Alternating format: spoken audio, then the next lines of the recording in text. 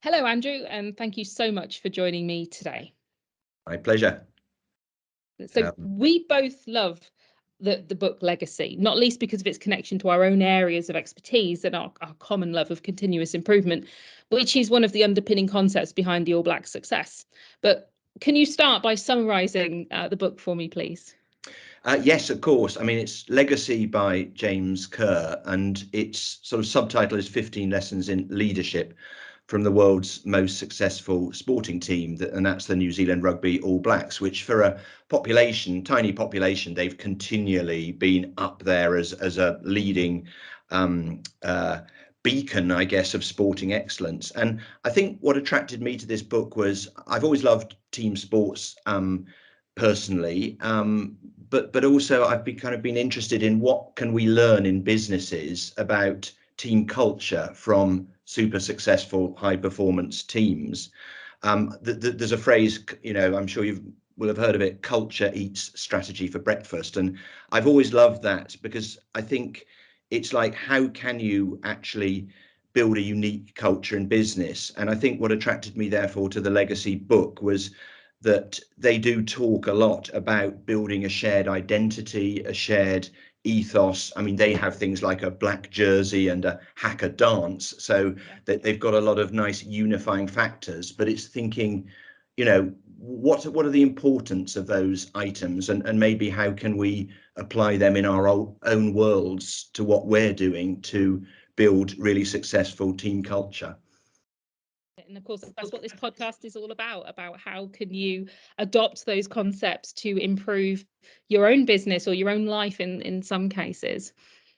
Right. Yeah, absolutely. And I think it's very, I know you've also found, I think we both kind of reread it in preparation, and there is so much practical stuff, which again, as per this podcast, it's just great to, the theory is all very well, but actually, how can I apply this? What can I really take out of it? And how can I make it real? Absolutely. The book is one long books in action podcast, really, because they give the concept in really simple terms, and then dozens of examples, dozens of stories about how people have done it. And you've touched on the famous hacker, of course, which is one of their rituals, and then they talk about things like sweeping the floor of the changing rooms after each match. And and I have to say, one of the things I really got excited about when I heard it, and I missed it the first time, I don't know how that happened, but when it cropped up, I did a little sort of air punch, was the fact they talked about Drive by Dan Pink. Absolutely love that book. The concept in it is so simple, and yet so many people fail to grasp the importance of those three elements he talks about. So yeah, it's a fantastic all-round book, Legacy.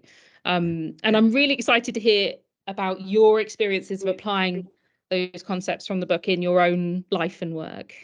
So should we start by discussing leadership, which is one of the areas you wanted to talk about, a running theme throughout the chapters of the book? And the bit that spoke to me was about how the leader's role is to connect personal meaning to a higher purpose. The cliched example is the man at NASA sweeping the floor, right? And I help people on the moon. So can you tell me a bit more about the All Blacks concept of leadership and how you've applied those lessons?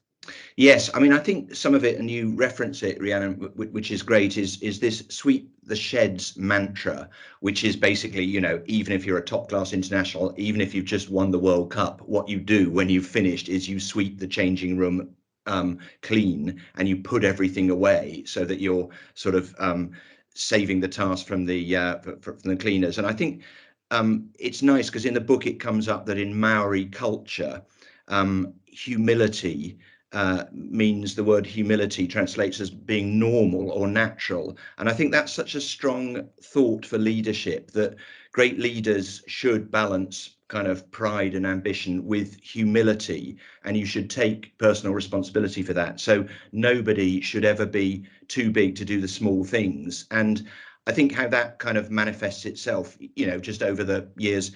And even, I mean, we're a bit bigger as a business now. We have about 40 people and 3 global offices, but a lot of stuff hasn't changed from the beginning. And that's like, even if you're the founder or you're the CEO, you make the tea, you change the light bulbs, you get the new ink cartridges in and change them, because it sets an example. So I think that humility side of leadership is a really strong theme. through the book. And the other one which I know you'll be a great advocate of is this, given Adesi's work, is this theme of continuous improvement. I mean, it's, there are some lovely sound bites, and they talk about leaving the Jersey in a better place and planting trees you'll never see grow. And I think true leaders, they talk about are stewards of the future. That was a point, about, I think, looking, and you pulled out about winking at the moon and knowing who's come before you in that chain of All Blacks and who's going to be coming after. So your place about legacy. And I think what our job as leaders is, and that's what we have tried to apply in our business at Brand Genetics, is to leave the business, but also our people, in a better place than when they started. And I think to do that, you have to be brave, to be bold, to be curious. We're now 25 years old as a business, but we were small for the first 15 years, and we've been growing a lot in the last 10 years. But we love the phrase that we are a startup with 25 years experience, because that kind of keeps us, the tension in that statement keeps us, I think, on our toes, so that we don't rest on our laurels. And the All Blacks talk an awful lot about always improving, always learning. There's a phrase that kind of leapt out for me was, if you're not growing anywhere, you're not going anywhere. So you have to always get better, even when, in their case, you're the best. They say, especially when you're the best. And we've translated that, into a sort of internal soundbite. We talk about something that we call being comfortably uncomfortable. So what that means, it's the sweet spot of learning between feeling uncomfortable because you're breaking new ground, you're being challenged, you're having to grow. But the comfortable preface is that you're being supported in that. You're part of a team, so you're not, left out on your own. And I think, just to conclude on the leadership, one final point is we've kind of come to the view that leadership should set the culture for a business, but it obviously must be owned by the whole team. And therefore, for a while, we used to talk in recruitment terms about we're recruiting for culture fit, and we've now kind of amended that language to culture add, because you don't want to be counterculture, but the culture has to grow and develop with the business. And I think that's so important to recognise as well. I absolutely love that, and as you know, we've been recruiting this week in particular. The idea of adding value to the culture is fantastic. I really like that idea. Let's steal that. Thank you, Andrew. For when we recruit. But that's a lovely segue into what we wanted to talk about next, which was values, because that's a critical component in the development of culture. And as you say, leadership sets the tone for culture. My favourite quote about culture and leadership is that the culture is a shadow of the leadership. And I've seen cultures in organizations change dramatically when leaders, the people at the top change, both good and bad. And I'm going to use a swear word here. So if anybody is listening to this on an Alexa or anything like that, you might just want to turn it down if there are kiddies present. But the book talks about the value of no dickheads. And that really spoke to me, because actually at Adesi a year ago, we revisited our values and how they translate into behaviours. It's an exercise we try and do regularly, and we had some new starters. And somebody said we needed an internal facing value of don't be a dick. Now, what I'm trying to establish right now is whether they already knew about the no dickheads value at the All Blacks. So it's interesting, to reflect on that. But tell me more about, values from legacy and how you've actioned it in your own world. Yes, certainly. And I mean, perhaps starting with the no dickheads, because, I read that and it was interesting. And we had, a kind of, when our business Brand Genetics was in its infancy, it was very small. We didn't want it to be too, and we still don't want it to be too corporate. It wants to be very personal. And we talk a lot about human first. That's our kind of our thing and our thinking. But I remember some early sort of employees, went way back when mobile phone calls were very expensive, asking about rules and what was chargeable through. And we just thought, goodness, that is just too boring to have to think about what's chargeable through. So we thought we'd have one rule only, and we called it the don't take the piss rule. So it basically was just permission for being adult to adult in behavior rather than us adopting a parent-child mentality. And there's a bit of a kind of that I felt, having read Legacy and All Blacks, that was almost our version of the No Dickheads to an extent. But I think the other translation of that in terms of values, there's a, when they talk about values in the Legacy book, there's a lovely sort of summary that they went off site when things weren't going well, and they had a 3-day meeting, and they came out of that 3-day meeting, the All Blacks, with 6 words, and the 6 words were: better people make better All Blacks. And they talked about, underpinning that character triumphs over talent. No individual is bigger than the team. And I think when we're translating that in our own businesses, that's around hiring great people, not just great professionals. So not just people who maybe tick the boxes, but what are they really like as people?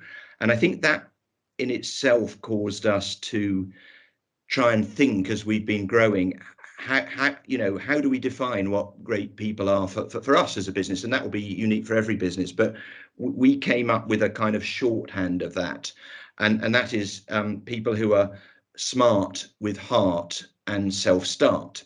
And just to unpack those a little bit, it's kind of smart people, obviously, because they're bright, they're talented, they're kind of inspirational to be around. Heart, equally important, because are they good people? Are they genuine people? Do they have integrity? Are they people that you want to hang out with? And self-start, because I think so often in smaller businesses, consultancies, you need people who will kind of pick up the mantra. And it kind of formed that sort of recruitment mantra of brand genetics people. Kind of helped give way for us to we called it a manifesto, which we wrote, which kind of did define the values that we feel makes our business work. And the central one really to that is a phrase we use, which is called be uniquely human. And that's where a lot of our kind of human first purpose came from, and our purpose, to enable human first growth for our clients, our people, our brands, our businesses.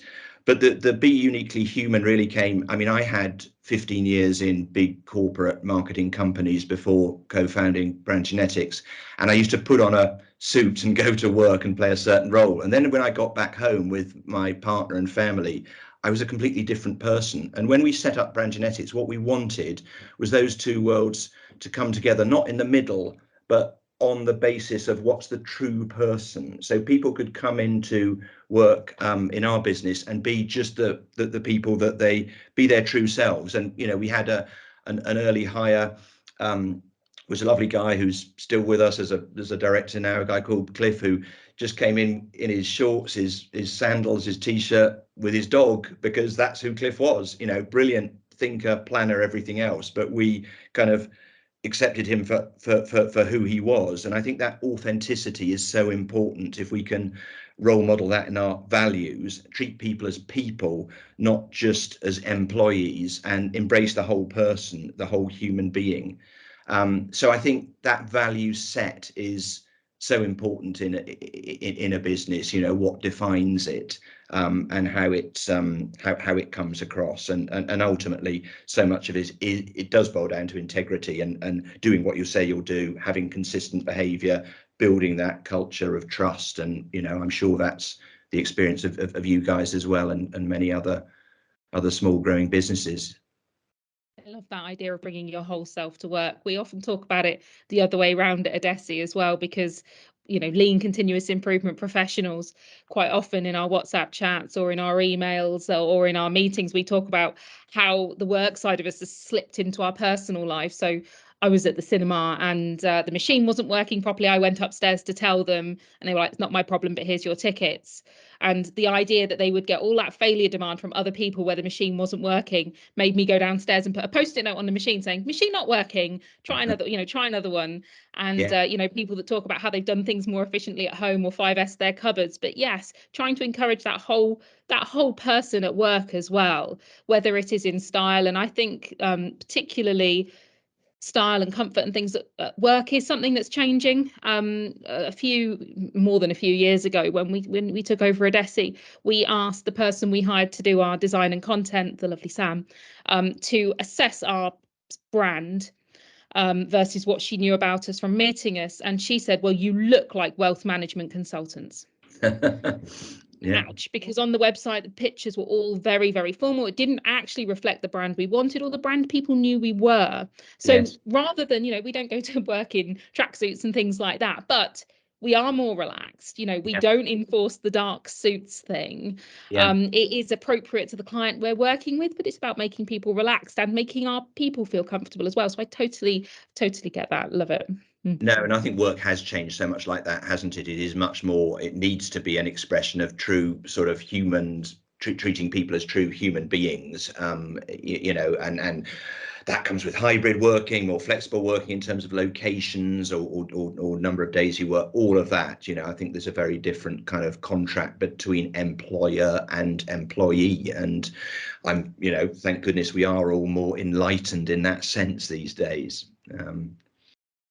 Completely agree. Completely agree. And I mean, lastly, but not unsurprisingly, for a book about sport, a concept that really needs no other introduction from me, other than to say it, is that of teamwork. Tell me a bit about that from the book and your experience. Yes, certainly. I mean, one of the phrases I think when I first read the book that I just loved and I still do was this quote: "The strength of the wolf is in the pack." And it just kind of struck a chord with me. And they unpack it in the book and they talk, there's lovely analogies. They talk, one of them is around the story of wild geese flying in formation, and that enables them to go 70% further on a kind of 4,000-mile round trip. And that's a lovely example of different people taking up the lead at different points. And I think we all need this kind of sense of belonging in a team, in business as in life, indeed. I think we realized in brand genetics in lockdown that a company is called a company for a reason, because we had all enjoyed one another's company and we were missing it. And work is not, it taps into what we were just saying previously. It's not just about getting the job done.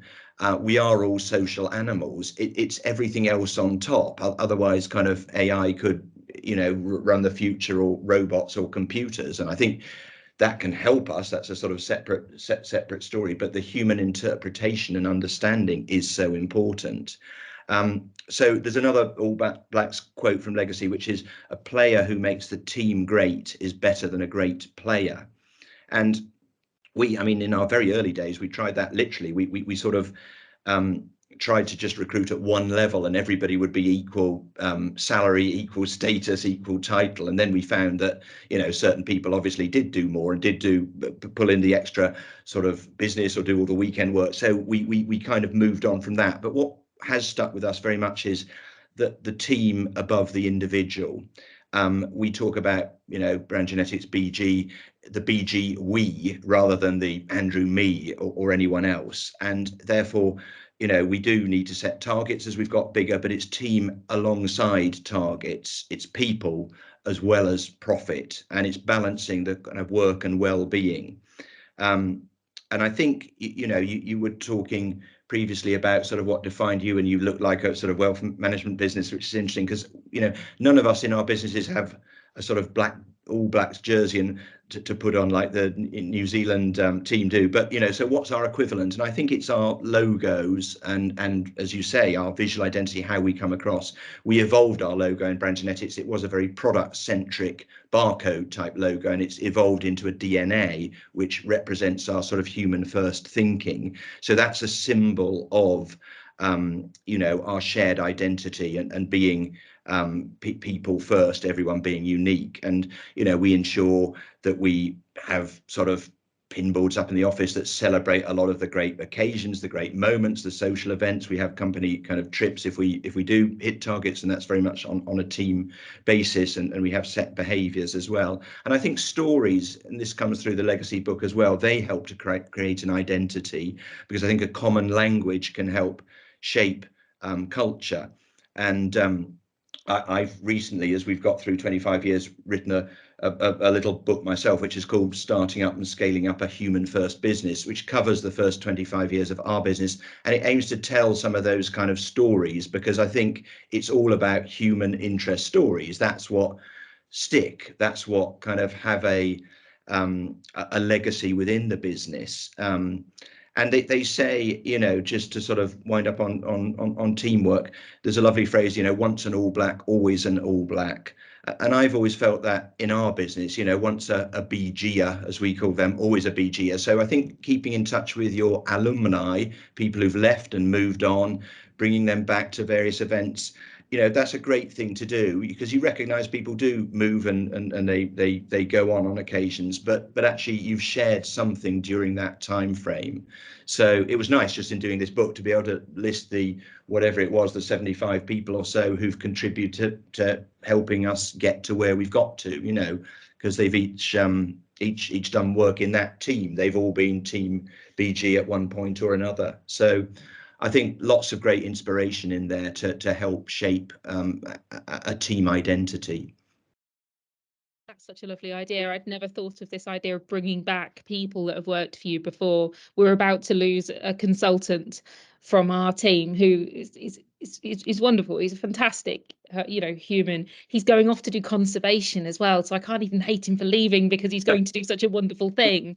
And I know we won't lose touch, but the idea that, you know, that staying in touch, that alumni feel is really great. I'm learning so much from this conversation today. And I think, Rhiannon, sometimes also for recruitment, we often on new hires, people we're trying to perhaps get across the line, we will say, you know, obviously they'll get to meet the current team, but sometimes speak to people who've moved on, because they'll give you a completely sort of dispassionate view on, you know, the good, the bad and the ugly. And why not do that as well? You shouldn't be afraid to put future hires, you know, to in touch with your conservation list. I'm sure they'll get a great give some great insight. Oh, that's amazing. Thank you, Andrew. And I'd like to finish by putting you on the spot a bit and saying, if there is one thing from legacy that any leader could do to have the biggest impact on their life, their business, their team, what would that be? Good question, because there is so much in there. There's 15 different chapters and there's a different kind of moral in each chapter. So I might try and cheat a little bit and go for two, but I'll keep them very brief. I think one is find a vision and stick to it. I think in our business, it took us a long time to get to this articulation around being a, you know, what we call human first business. But once we got there, I think it then gives you your direction, your North Star, your glue for recruitment, everything like that. So what type of person are you looking for? So I think, you know, getting that, you know, purpose, and I know you guys talk a lot about that, is so important. So finding that and sticking to that. And then the other one, again, we'll talk to a lot of the stuff that I know is important to you guys, which is around continuous improvement, because I think it's about always challenging, adapting, improving. Because ultimately, I suppose the bottom line is, if you're growing your people, you're growing your company and your business. And so that's something that, you know, we found it's really important to be committed to, and genuinely committed. And it's lovely then when you see people move through. Our first ever intern from whatever it was, 10 years ago now, you know, became head of our first overseas office in Latin America, and she's now got a team over there as big as the brand genetics team she first joined in London. So that's lovely. I mean, that's a sort of example in action of that happening, and people growing and developing.